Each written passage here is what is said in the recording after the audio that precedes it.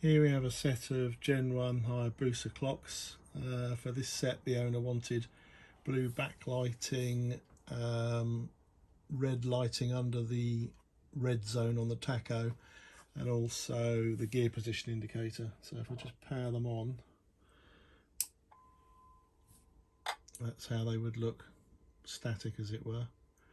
And then as you select the gears, first, second, third, fourth, fifth, sixth, if the run kill position is in operation, then you'll get a warning which can be changed to different patterns just by pressing trip select. I'll leave it on that one. And the actual gear indication itself is dimmable to one of 5 different levels.